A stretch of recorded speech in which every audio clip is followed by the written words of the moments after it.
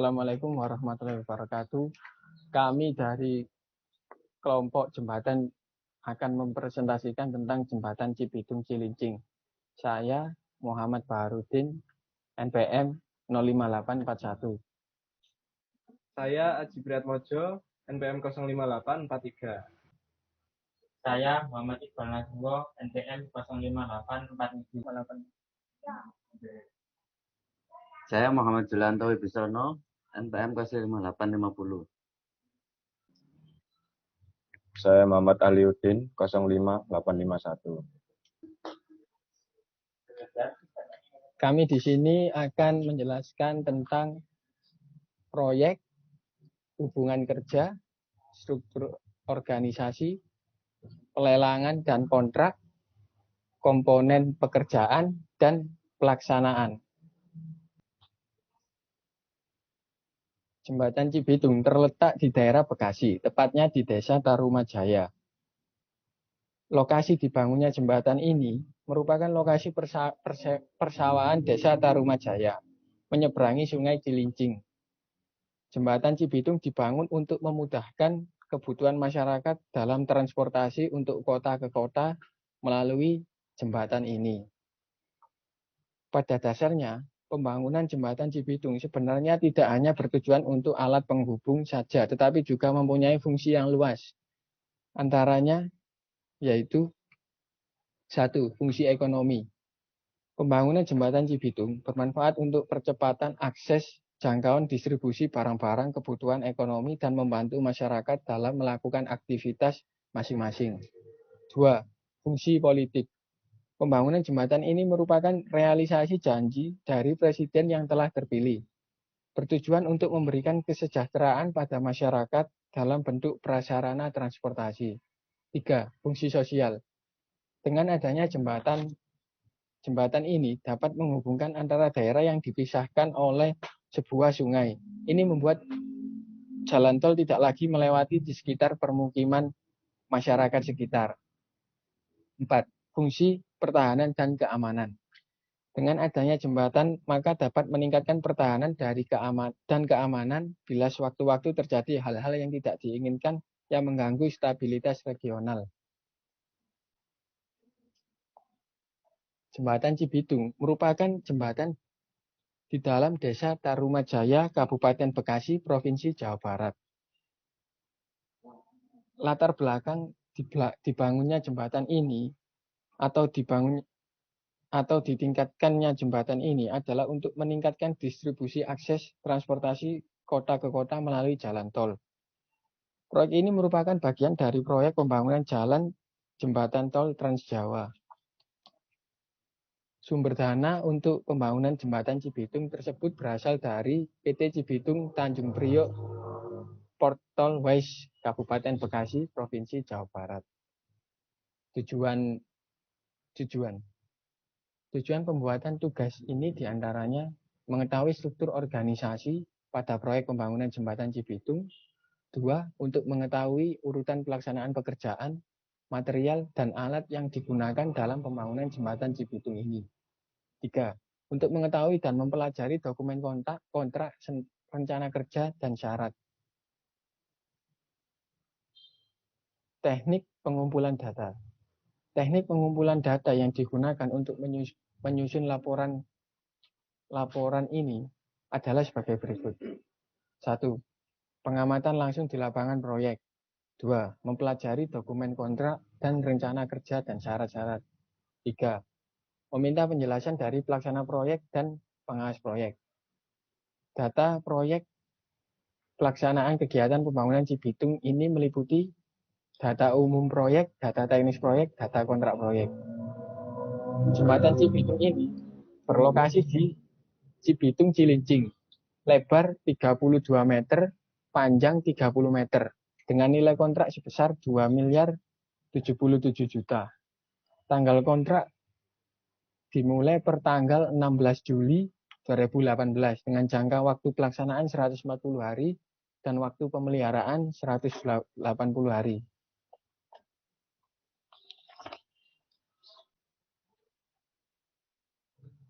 Lalu yang kedua, hubungan kerja. Pada hubungan kerja ini, kami akan menjelaskan tentang sistem hubungan kerja dan struktur organisasi pada proyek. Dalam teknik pengelolaan pelaksanaan proyek, dalam ilmu manajemen itu meliputi perencanaan, pengorganisasian, pelaksanaan, dan pengawasan. Di mana perencanaan itu menetapkan tujuan berdasarkan perkiraan apa yang akan terjadi dalam waktu yang akan datang dengan mempertimbangkan kemungkinan terjadinya perubahan dan masalah pada waktu tersebut. Untuk pengorganisasian itu kegiatan yang terjadi setelah ditetapkan tujuan-tujuan yang menyusun perencanaan yang meliputi kegiatan merancang dan mengembangkan suatu organisasi yang diharapkan akan dapat melaksanakan rencana yang telah ditetapkan.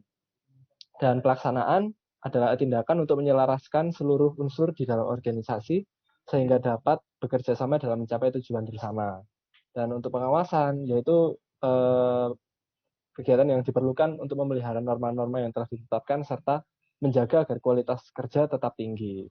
Untuk kasus ini, dalam proyek pekerjaan ini, di mana kontraktornya yaitu pihak PT Waskita, ditunjuk oleh pemilik proyek yaitu PT Cibitung Tanjung Priok Tollways dan diawasi oleh konsultan pengawas yaitu PT Virama Karya Persero. Berikutnya adalah struktur organisasi seperti tampak pada gambar di samping. Terdapat pejabat pembuat komitmen, pejabat pelaksanaan teknis kegiatan, bendahara pengeluaran, pengawas lapangan jembatan Cibitung, pelaksana, dan administrasi. Selanjutnya adalah sistem pelelangan. Secara umum sistem pelelangan dibagi 4 jenis. Pelelangan umum merupakan pelelangan yang dilakukan secara terbuka dengan pengumuman secara luas melalui media massa. Kurang-kurangnya 1 media cetak. Yang kedua adalah pelelangan terbatas. Merupakan pelelangan untuk pekerjaan tertentu yang diikuti oleh penyedia jasa yang dinyatakan telah lulus prakualifikasi pada jumlahnya dan jumlahnya diyakini terbatas dengan pengumuman secara luas melalui media massa. Dan yang ketiga adalah pemilihan secara langsung, merupakan pengadaan jasa konstruksi tanpa melalui pelelangan umum atau pelelangan terbatas yang dilakukan dengan membandingkan sekurang-kurangnya 3 penawar dari penyedia jasa. Yang keempat, penunjukan langsung. Penunjukan langsung merupakan pengadaan jasa konstruksi yang dilakukan tanpa melalui pelelangan umum, pelelangan terbatas, atau pemilihan langsung yang dilakukan hanya terdapat 1 tahap, yaitu 1 penyedia jasa dengan cara melakukan negosiasi baik dari segi teknis maupun harga sehingga diperoleh harga yang wajar dan secara teknis dapat dipertanggungjawabkan. Dalam pelaksanaan proyek ini, pelelangan dipakai adalah pelelangan dengan sistem penunjukan langsung, yang mana PT Cibitung Tanjung Priok Tollways selaku pemilik proyek menunjuk PT Waskita Karya sebagai kontraktor pelaksana dan PT Virama Karya sebagai konsultan. Kemudian metode kontrak. Secara umum metode kontrak juga dibagi dalam 4 metode.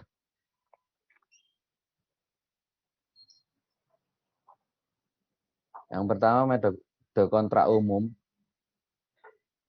Merupakan metode di mana kontrak dibuat antara pemilik proyek dan kontraktor umum. Pemilik proyek biasanya diwakili oleh konsultan yang berperan dalam penyusunan dokumen kontrak. Yang kedua adalah kontrak pemilih. Kontrak terpilih merupakan metode di mana pemilik proyek memberikan pekerjaan secara terpisah kepada pihak-pihak yang diyakini memiliki kemampuan khusus yang berbeda. Misalnya pekerjaan beton, prategang diberikan kepada pihak yang mengkhususkan pada bidang tersebut. Dan yang ketiga merupakan metode swakelola, merupakan metode di mana pemilik proyek tidak melakukan kontrak bagi proyek yang akan dilaksanakan karena pemilik proyek memadai sendiri, merancang sendiri, melaksanakan sendiri, dan mengawasi sendiri proyeknya. Jelas bahwa ketika bagian proyek konstruksi berada dalam satu pihak, sehingga pemilik proyek harus mempunyai kemampuan yang harusnya dimiliki oleh konsultan dan kontraktor. Dan yang terakhir adalah metode kontrak rancang bangun, merupakan metode di mana Pemilik proyek perlu membuat kontrak tunggal untuk pekerjaan perancangan dan pelaksanaan proyek dengan satu perusahaan yang memiliki kemampuan perancangan dan pelaksanaan pembangunan. Dan yang digunakan dalam proyek tol ini merupakan metode kontrak umum. Komponen pekerjaan. Nah, di sini menggunakan bahan konstruksi. Yang pertama menggunakan semen Portland, air, agregat halus, agregat kasar, spoon pile, besi beton, balok girdle, aspal, limestone. Untuk peralatan kerja menggunakan theodolit dan water pass, bulldozer, excavator, dump truck, drop hammer, crawler crane, truck mixer, concrete cam. Balik. Salah. Untuk peralatan pekerjaan menggunakan theodolit dan water pass, bulldozer, excavator, dump truck, drop hammer, crawler crane, truck mixer, concrete pump, dan roller compactor. Untuk metode pelaksanaan, komponen pekerjaan, bahan konstruksi bangunan yang harus digunakan sesuai dengan rencana kerja dan syarat-syarat atau RKS yang telah ditentukan. Pengadaan bahan bangunan yang dipergunakan dalam pekerjaan harus memenuhi spesifikasi dan standar mutu yang berlaku. Yang kedua, memenuhi ukuran, pembuatan jenis dan mutu yang disyaratkan gambar dan seksi lain dalam spesifikasi ini atau sebagaimana secara khusus disetujui oleh direksi pekerjaan. Lalu, semua produk harus baru atau belum pernah digunakan untuk proyek ini. Bahan yang digunakan dalam kegiatan proyek pembangunan jembatan Cibitung antara lain adalah semen Portland, air, agregat halus, agregat kasar, spoon pile, besi beton, balok girder, aspal, dan limestone. Untuk peralatan kerja, pelaksanaan suatu proyek secara umum akan menggunakan peralatan baik alat-alat berat maupun alat-alat ringan. Peralatan yang digunakan untuk pelaksanaan proyek ini harus dipersiapkan dengan baik agar pelaksanaannya nanti dapat difungsikan dengan lancar. Di antara adapun peralatan yang digunakan untuk pelaksanaan proyek pembangunan jembatan Cibitung antara lain theodolit dan water pass, bulldozer, excavator, dump truck, drop hammer, crawler crane, truck mixer, concrete pump, sama roller compactor.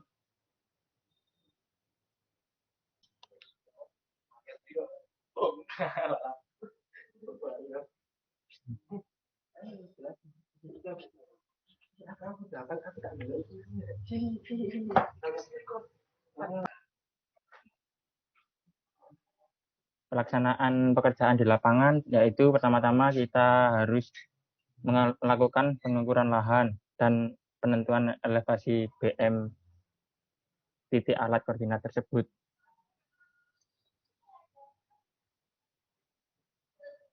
Yang kedua yaitu pekerjaan limestone atau urukan buat alat-alat berat melintas di area proyek. Dan yang gambar ketiga itu ada pemancangan titik spoon pile yang di area pelket jembatan.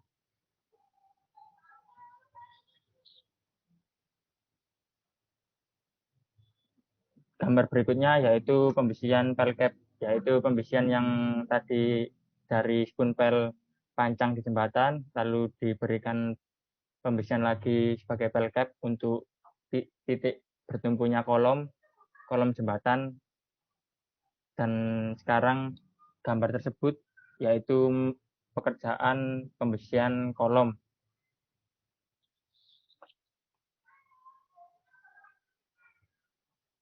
Gambar tersebut yaitu pekerjaan backisting pelcap. Setelah besi siap semuanya, backisting pelcap dilakukan, dan setelah pelcap siap dicor, baru truck mixer melakukan pengecoran di area pelcap yang sudah siap tersebut.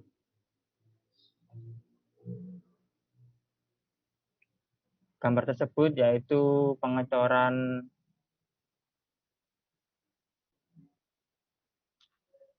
Setelah pengecoran pelekap selesai, yaitu pembersihan kolom-kolom pelekap, yaitu diantaranya ada 3 atau sampai 4 di setiap area pelekap. Lalu setelah pengecoran kolom dilakukan, yaitu mulai pekerjaan bagging pelhead atau kepala dari penempatan girder yang akan dipasang dalam pekerjaan selanjutnya. Setelah itu pembersihan pelhead itu dilakukan untuk agar tempat girder bertumpu saat dalam area yang akan dilakukan dalam pengerjaan jembatan tersebut. Setelah pembersihan pelhead selesai, yaitu dilakukan pengecoran pelhead. Dan setelah pelhead sudah terjadi atau sudah dicor, sudah siap, dan sudah ditentukan titik-titik elevasi dan titik penempatan posisi girder, maka akan ada pekerjaan selanjutnya, yaitu pekerjaan erection girder, di mana girder yang sudah siap akan dipasang dan di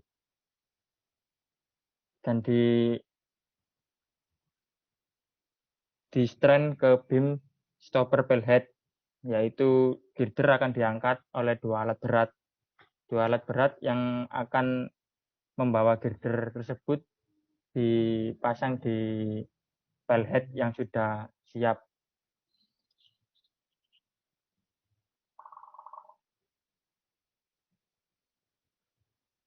Setelah itu melakukan pengelasan girder di kepala pelhead, lalu pembersihan flat slab atau yaitu dari girder-girder yang sudah ada dilakukan pembersihan dan disambung menjadi satu untuk menjadikan jembatan secara utuh dan normal, dan akan dilakukan tahap pengecoran. Dan di atas tersebut yaitu pekerjaan cor flat slab dari antara girder yang sudah selesai dibesikan dan dilakukan bagging flat slab girder tersebut dicor secara dengan ketentuan yang sudah diberikan menggunakan truk mixer dengan mutu yang sudah ditentukan dalam pekerjaan proyek sebelumnya.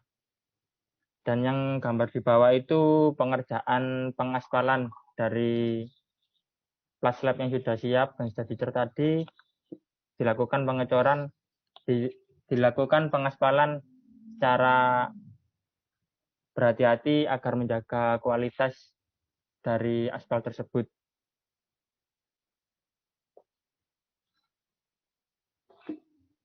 Tahap gambar ini yaitu pengecatan marka lalu lintas, di mana jalannya sudah jadi, tinggal kami dari pihak subkon melakukan pengecatan marka jalan lalu lintas di setiap area yang sudah dibangun, mulai dari 0 sampai STA yang terakhir. Kesimpulan dari pekerjaan jembatan tadi yaitu yang pertama, pembangunan jembatan ini bertujuan untuk menunjang ekonomi suatu daerah ke daerah lainnya agar logistik lebih cepat, yaitu di mana yang disebutkan logistik yaitu perekonomian daerah tersebut. Yang kedua, perencanaan pekerjaan proyek dilakukan terstruktur dan menyesuaikan kondisi lapangan yang ada. Dan yang selanjutnya, proyek jembatan ini sistem kontraknya digunakan dengan metode umum. Dalam hal ini, proyek menunjuk kontraktor utama yaitu PT Waskita Karya, perjanjian kontrak yang telah disepakati antara pemilik proyek dengan PT Waskita Karya tertanggal dari 16 Juli 2018 dengan nomor kontrak 900-3561-7/2019. Semua pekerjaan ini dilakukan sesuai dengan ketentuan yang terdapat dalam spesifikasi umum yang telah disepakati pihak kontraktor, konsultan, dan owner yang sudah ada. Sekian dan terima kasih presentasi dari kelompok kami. Apabila ada kekurangan dan kesalahan, mohon maaf yang sebesar-besarnya.